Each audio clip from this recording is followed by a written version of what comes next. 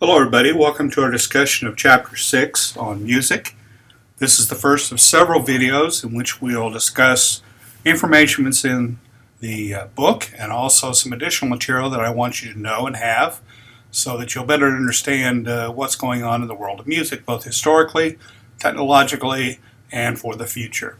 So let's get started. Traditionally, music used old-fashioned technology that you had to buy and play, and that costs a lot of money and expense and time and equipment. But more and more we're seeing that music and the internet have connected in such a strong way. One of those ways is simply by downloading music through the internet. We'll talk about that more later. But also just in the way music stars get discovered. Nowadays, people may post their own music or see somebody's music posted on the internet and decide to follow them and buy their recordings or go to their concerts. So music, as I said, is now being released on Facebook, Twitter, and other types of forms of communication on the internet, and that can quickly attract fans. So that means there's not as much need as there used to be for publicists, agents, people to line up live performances. Those things are still there for people who become super mega stars, but getting your own content and your own music out there now is fairly easy. You don't need to hire people to do that sort of thing. If you have a little bit of talent in recording and you know people who do, or can get the word out by posting things on accounts, then you can get yourself discovered, much like Colby Calais did in the introductory pages of the book. And it's even meant that because of the rise of technology that you don't really need billion-dollar studios anymore to record good music. It's kind of in the hands of a lot of people who can build their own sound recording equipment or add some equipment to what they already own using technology, such basic technology as GarageBand, for example, on a phone, or buying their own digital equipment for relatively inexpensive prices, the quality of which is as good as it was 20, 40, 50 years ago, or better. So in general, it costs less to produce music than it used to, and that means it's easier through the internet because of technology to get music out there for the rest of the world to look at and listen to. The internet also does something very important, and that is that it helps form, you might call them, intimate relationships between artists and fans. Now, obviously, that's also going to be formed by interaction at concerts or other types of gatherings where you're releasing a CD or something like that, or a digital recording. But there's sort of this thing that happens to spill over from television where people get attached to television and get used to thinking of personalities on television as being somebody that they kind of get intimately know, and so that same sort of thing is happening on the internet too. Just a little bit about musical history. The photograph on top is of Thomas Edison, and he invented a couple of things. The first, the wax cylinder recorder, about 1877, and that was the idea that you could have a cylinder, a reel, like a small tube that was coated with wax, and you could actually put a needle on there and engrave the sound of the music on it. And the much more sophisticated version of that was the tin foil cylinder, which came along about a year later. And there's a picture of that in the bottom right of the screen there. So obviously to record, those were hand cranked. You can see the crank handle. Frequently there was some kind of a megaphone attached to it so that the voice could be manually amplified before it was recorded. And these were very successful for a number of years before the invention of what you might call other types of traditional records. Speaking of which, that's our buddy Emil Berliner up there, and he's with one of his inventions, which was the flat disc gramophone, phonograph, I should say, about 1889. So he was right on the heels of Thomas Edison, as were a lot of people in trying to invent things. And I believe there's a photograph there of what a flat disc phonograph looked like back from the day. Again, the same idea of Edison's to record something on a disc instead of a cylinder this time, still hand cranked, and it kind of looks like a record player. You can see the arm sticking out and what we would call a stylus on there. The flat disc phonograph, or the start of the regular phonograph records that we imagine using, even today, and they're much more technologically advanced state, were made popular by opera singers, particularly Enrico Caruso.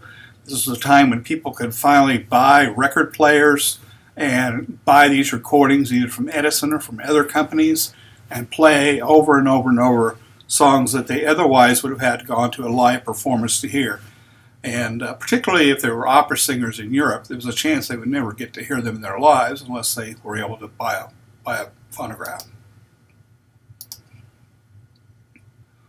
Speaking of phonographs, they came in many shapes, sizes, and they were popular from the 1880s until through the 1940s when more traditional record players started taking over.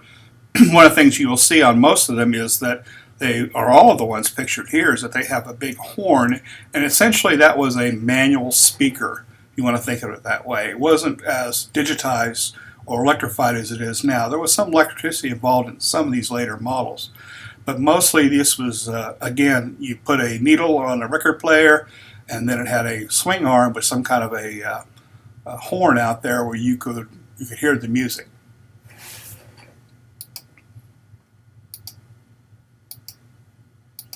I mentioned Edison records, and there's a photograph in the upper right corner of a slide there that shows the label on an Edison record.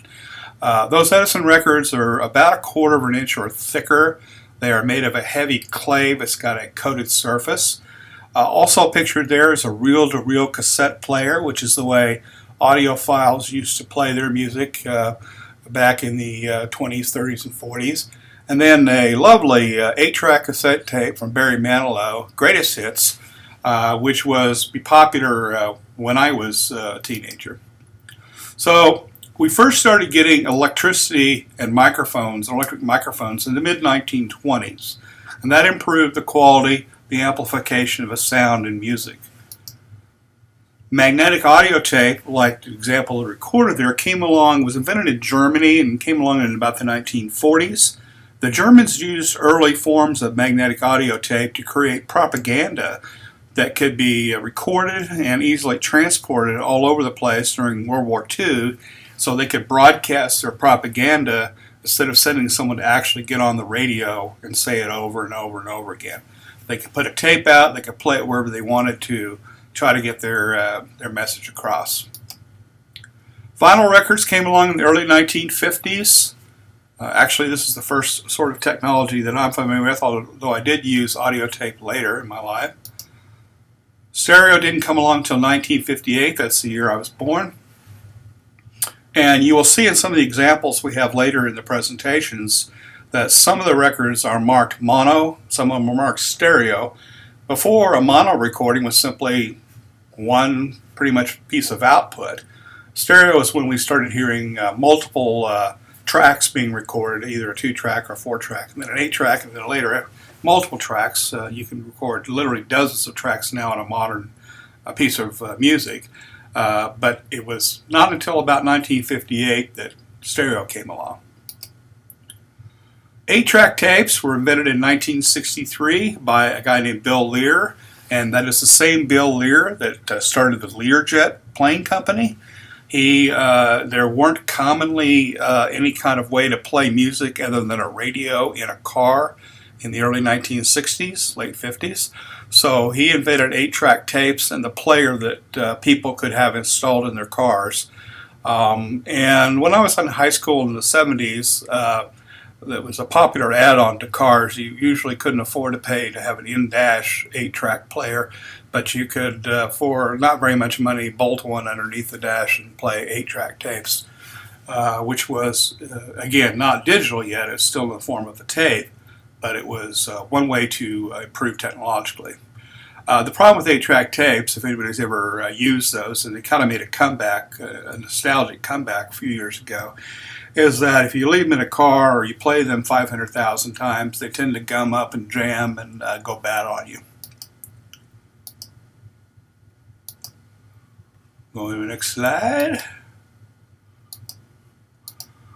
Some three other types of recording technology. At top is a cassette tape. Some of you may own those or see those around. This was the improvement on the 8-track tape. It was more compact. It was a little more reliable, although they still are well known for breaking and stretching and being worn out after too many listens. In the middle is obviously a CD, or in this case it's a DVD, but CDs and DVDs came along one after the other. And there's an assortment of iPods down there at the bottom. You may say, well, that's pretty ancient technology, and it may be to you, but it was fairly recent in history. So cassette tapes came along in 1970. Digital recording started in the 1970s. And I should explain the difference between digital and analog recording. Analog recording, more or less, to simplify it, is on tape. In other words, when you wanted to make a change in a tape, you literally had to use like a razor blade and cut and splice it. And when digital recording came along, it was no longer necessary to do that for studios who cut and splice tape, which was analog or hands-on types of editing. They could actually move things around digitally, much the way we do it now in our current types of software that we handle music by. But it's a relatively new invention. Compact disc came along in 1983, and obviously that's a digital form of recording for music. In the 1990s, DVDs, CDRs, CD write reads came along. MP3 players came along in 2000.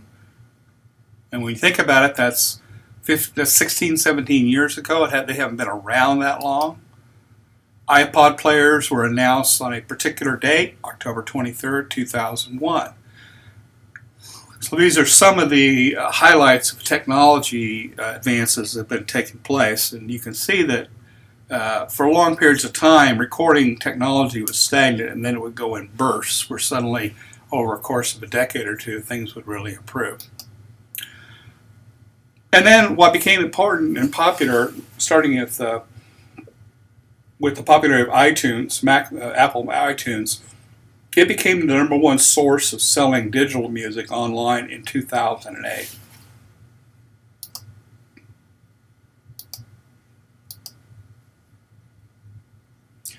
Okay, there's a couple of slides here that I call Youth, Music, and Repression. This information is not in the textbook per se. It's scattered throughout Chapter 6, and I've kind of pulled it together and added some more information. And music has always been seen in various cultures, and I'm giving you just a sampling here, of something that youth traditionally like before their elders do. And it's often seen as something that is dramatic or scary to older individuals.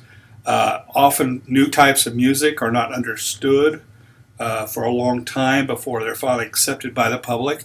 Even back in the 1700s, the waltz, and waltz music were viewed as savage types of dancing and savage types of music. Now, a waltz is about the most gentle dance music you can imagine, but the fact that the people dancing it were actually touching bodies or getting close to touching bodies made it savage. It wasn't for people who were of a better sort. Of course, we think that's ridiculous now. The tango, which has been around since the 1800s, at least pretty well known, was and still is viewed as kind of the music and the dance itself as sort of a form of primitive sexuality because it's very intimate. There's a whole lot of close dancing. The music is seductive, and so that was something that people were criticized the tango for. Common in the 1910s was patriotic music, marching bands, and gospel, not necessarily repressed forms of music. And now we're kind of going decade by decade for a while to talk about the styles of music that were most popular then. Jazz, what are called standards, which is traditional music that had been handed down over a couple hundred years before that. Various dance crazes like the jitterbug, blues, and still gospel. And we're going to go into some more detail about some of these things. In the 30s, still had jazz, still had standards. Old-timey music, think of that as like bluegrass or old original country music and the blues. In the 1940s, swing music and music by the big bands and patriotic music came back. And Latin music became very popular and blues. Now, if you notice that patriotic music was around in the 1910s and the 1940s, in the 1910s, that was the decade of World War I, so there was patriotic music that people enjoyed. Same thing in the 1940s during World War II, and patriotic music came back big time then. In the 50s, and we're spending quite a bit of time talking about the 1950s, rock and roll, modern jazz, and unfortunately easy listening music too. The kind of music you can call elevator music because it just soothes and relaxes you, but it really isn't very challenging to the brain. 60s was primarily populated. I say primarily because there are more categories and genres than what I'm talking about here. Just depending on, I'm just kind of having a look at the main ones. Rock, the British Invasion, which is their version of rock. Folk music, we'll talk about that. Pop, blues, soul, and R&B. We'll talk about those too. 70s was the era of disco, rock, pop music, punk, rock. Maybe I put that in twice. Punk rock, maybe is what it was supposed to be. Reggae and R&B continued. We'll talk about some of those artists. 80s, grunge, rock, still popular, pop, new wave, reggae, and rockabilly. In the 90s, rap, hip-hop, rock alternative, country, boy bands, and I should add girl bands to that too. That's the term for it. In the 2000s, rock, pop, rap, hip-hop, country, folk rock, and Latino made a comeback. And then current day, in the 2010s, it's a little bit of everything. It's all those things we mentioned above, plus an additional dose of what is now called world music, which is music from other countries. And there are a lot of, especially public radio stations, programming that. And it used to be when I asked students what they liked, there would be sort of this thing, well, one part of the room liked country music, one part of the room liked rock, one part of the room liked soul or R&B. And there were, like a half dozen or so clearly defined genres. Nowadays, people like everything. It's so much easier to explore music through the internet and other sources that you have people that are into Christian rock, the people that are into various kinds of country, like I said, world music. So it's really hard to pinpoint, and I'm not sure we should, if someone has a particular taste in music. You may listen exclusively to one band, but or a couple, 3 different types of artists, but chances are you're broadly exposed to lots of different kinds of music, and that's probably a good thing. I'm going to go back historically. I have a couple of slides to talk about Tin Pan Alley. This is in the chapter, and it's an interesting part of music history in America. When copyright laws were strengthened in the late 19th century and the early 20th century, it suddenly meant that you could write music without fear of it being stolen, or at least stolen as easily. So that led to more composers, singers, and music publishers doing their thing. There was a huge increase in people composing music, people singing it, and people publishing, particularly sheet music. Tin Pan Alley actually refers to a particular area in New York where the people who composed, sang, and published music worked. Frequently they would fill an entire building and several buildings around that neighborhood and all be working hard at all hours of the day and night. Kind of a party atmosphere to create more and more. And it was named Tin Pan Alley because of the noise. There would often be so many pianos playing at the same time within mere feet of each other and over a period of blocks, that it was constantly filled with piano music and other types of instruments and people singing loudly, and it actually got that name because it was named after the pianos playing there. Well, that right there is a photograph of a vaudeville stage. And this is a collection of an album cover by Scott Joplin, who wrote a lot of piano rags. So that means we're talking about vaudeville and ragtime. Tin Pan Alley was a very key source of information of popular music for vaudeville. And if you don't know what vaudeville is, it consists of short acts with singers, dancers, magicians, comedians. That era has by and large gone by. If you're in Wichita and know the Orpheum Theater and have ever been there, that started life as a vaudeville theater. It wasn't originally meant to show movies there or do anything else in terms of a stage there, which exists pretty much like it did back in the 1920s and 30s. Really was for a combination of these acts, and these vaudeville acts would tour various towns and go from town to town putting on their acts. Ragtime was another music craze at the time. And ragtime is basically piano music with syncopated melodies. You've probably heard it in movies from the 1920s, the 1930s. If you've ever seen the movie The Sting, that movie is with Robert Redford. That movie is full of ragtime type hits in it, in which they created those so to add background music to the era. Now, one thing that happened was, of course, up to quite a large period of time, they were relying on musical instruments like gramophones and things like that to get music out, or recordings or live performances like in vaudeville.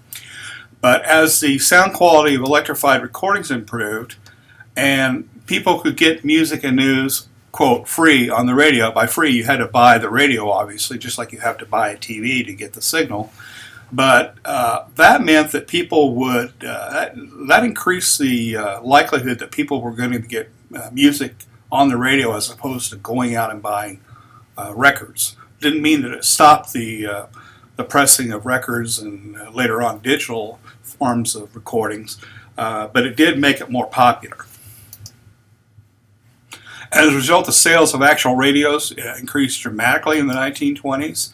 In 1920, about $60 million worth of radios were sold, and in just 9 years later, that was an annual figure of $842 million, and it skyrocketed even after that. So radio played a very important role in getting music out there to the masses and making it more available. You could buy a radio, assuming you were near a town that had a broadcast station of some kind, and you could turn it on and listen to music and also get news and other types of things. Now we're going to go to some extent by a few key decades here. I want to talk about the 1930s, particularly jazz and blues. There are several slides in this series. This is Louis Armstrong, probably the most famous trumpet player in the world, probably the best trumpet player in the world. And if you've never heard his recordings, I really strongly encourage you to check them out, listen to some brief stuff. So he kind of was involved in the early days of jazz. Jazz emerged in New Orleans. It's a distinctly American form of music. It's often improvisational and primarily instrumental. Now, lots of people sing jazz too, and Louis Armstrong even sang on his records too, in between playing. But it's the sort of thing where it was just kind of, jazz was an American form of music in which people were kind of expressing their souls, how they felt, whether they were really sad or whether they were really happy, and it was another way to get that sort of emotion out. A lot of jazz is based on African rhythms, gospel, and blues, and there had already been a whole lot of recordings based on those genres to draw on, and you'll see all of those present in one form or another to most jazz records. Some of the key practitioners were King Oliver and, as I mentioned, Louis Armstrong, who's right there. The concept of jazz kind of spread up and down the Mississippi River, and it was carried there by various bands who performed. And since New Orleans is really on the Mississippi, then that was a natural way for the music to spread. it didn't initially spread as much by radio as it did by word of mouth.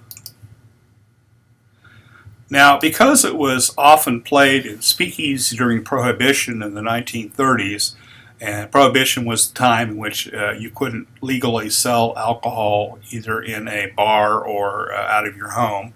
That didn't stop people from doing that, either one. But it was often entertainment in speakeasies, and as a result, in some people's minds, it got this reputation for being immoral music because people who were anti-drinking were anti-anything involved with drinking. And because a lot of these groups that played, a lot of these individuals that played, it was the only place they could find work, they would go to a speakeasy where you had to know the secret knock or the secret password to get in. And their music and in some cases themselves personally got this reputation for being immoral. Now, Louis Armstrong didn't have that problem. He was able to avoid that problem. But a lot of early jazz musicians had issues with that. Right down there is a photograph in the bottom right corner of Glenn Miller and his Chesterfield Orchestra. Glenn Miller symbolized the next big thing that we want to talk about in terms of what happened to jazz. And jazz became, you remember I talked about how it was conceived of as being immoral or illiterate, or illegitimate I should say. When it first started, it was played primarily by black musicians. Well, when white orchestras began playing jazz, suddenly everybody was okay with it. And that's often the way of the world, as we know. So jazz went to a big band style. There's lots of different big bands out there. It started in the 30s. It went well into the 40s and 50s. And some of these bands, including the Glenn Miller Band, even though Glenn Miller's long gone and everybody in the original band is, still perform to this day. Glenn Miller is an interesting story because, as I recall, he disappeared on an airplane flight. The plane was never found again, and his body was never found. Kind of a mystery. So, the white orchestra version of jazz brought in ragtime, black spirituals, blues, and also some European music. Some of the key band leaders were Glenn Miller and Duke Ellington, Coleman Hawkins. These are all well-known people. You can find out tons of stuff about them. It became a little bit more structured form of jazz and more into swing music. And so if you've ever seen movies where they're performing like a big band, like what you see pictured there, and all the trumpets swing and literally swing their instruments in one direction and back, and the dancing is swing dancing, if you're familiar with that. That's kind of what that morphed into when it became being played by white orchestras. Last slide here. This is more about blues, and blues is something that I know a whole lot about. In fact, one of the problems of trying to review this whole chapter is that even though there's a lot of material in there, you could easily write a book about any one of these genres or topics or types of music, and people have written hundreds and thousands of different books. Blues is actually what most people consider the heart of jazz, and blues is also a distinctly American kind of music. Created by back in the 30s, and actually prior to that in the teens and the 20s, by former black slaves who faced adversity in America. They faced certain kinds of problems that maybe other populations like the white population didn't face. It's a 12-bar musical form. It's very rhythmic. It's very steady in the most part, and it relies on what we call call and response between the singer and guitar. And that means sometimes the musician is playing a song and actually, the guitar is echoing back musically what he's singing. Sometimes he's literally talking to the guitar, and I say he because most of the practitioners were males or are males. Sometimes it evolved later into the musician actually calling out to the audience and waiting for a response. So call and response has multiple meanings, but basically it's a very intimate form of a performance, best done live, best appreciated live. Started in the Mississippi Delta, and some of the early practitioners were W.C. Handy, Robert Johnson, who's considered kind of the key figure in blues music, Ma Rainey, Leadbelly, and many, many others that would take forever to list. But Robert Johnson is a very interesting guy. You might want to look him up on the web sometime because he recorded very early on in the days, and there's not a whole lot of recordings of his work available, maybe a dozen. And he was the blues singer that, the story goes that he sold his soul to the devil in order to make great music. And that has been popularized even by more modern musicians like Eric Clapton. Robert Johnson wrote a song called Crossroads, and Eric Clapton later recorded it much, much later in the 70s and 80s. And he uses the same song, but it's all about selling your soul to the devil. You go to the crossroads of these this rural intersection, and you make a deal with the devil. Now, that obviously, unless you believe in that sort of thing, that didn't occur. But some thought that Robert Johnson was so talented that he literally had to have made a deal with the devil in order to get the talent he had. It's worth listening to some of his early music. Lots of different regional styles in Kansas City. There was kind of a mix of jazz and blues going on. West Coast was more swing-based. And then down south you had blues, which evolved into rock and roll blues, like groups like the Allman Brothers and the Marshall Tucker Band and things like that. So there were various regional styles that took place in this melding between jazz and blues and the taking off of blues. That right there is a photograph of a really nice early Rickenbacker guitar. Rickenbacker was a name that was associated with the Chicago blues fairly early on.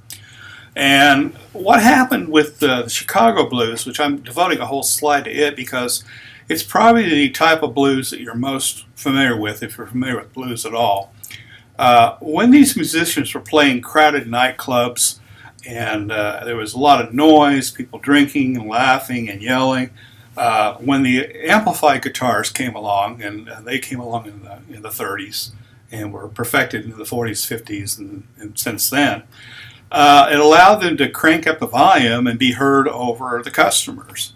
And so Rickenbacker was an early guitar. Later on, Fender and Gibson and a lot of other guitar manufacturers provided their amplified versions of guitars. Epiphone also. Chicago blues is considered an urban blues, not like a down south blues. And it's got a very distinct style. Harmonica also became part of the instrument, of the presentations, the performances in Chicago blues. Some of the key practitioners, and there are literally hundreds here, and I've tried to list one of the more common ones: Muddy Waters, Howlin' Wolf, Willie Dixon, Buddy Guy, Arthur Crudup, Little Walter, Bo Diddley, Coco Taylor, Slim Harpo. Now, in the course of my career as a journalist, I was lucky enough to interview Muddy Waters and also Buddy Guy, and so I have a little real admiration for blues players, and so I've listened to a lot of the recordings, and they were great, and also not just interview them, but listen to them perform. And some of these other people were dead before I had a chance to do that. But Chicago blues is a very distinct type of blues that it's kind of more familiar to you than you probably imagine. The Chicago blues actually was one of many things that formed the foundations of modern rock and roll music. In fact, most bands that took off and became popular in the 60s and 70s and 80s have always said they owed a great deal to the early blues and jazz masters, the people that played that music before they came along. And so that's kind of an interesting aspect of things. Okay, I think we're going to stop there for part 1 of chapter 6, and we will go on and let you take a breather, get a bite to eat, or drink a Coke, and come back and pick up with the 1950s.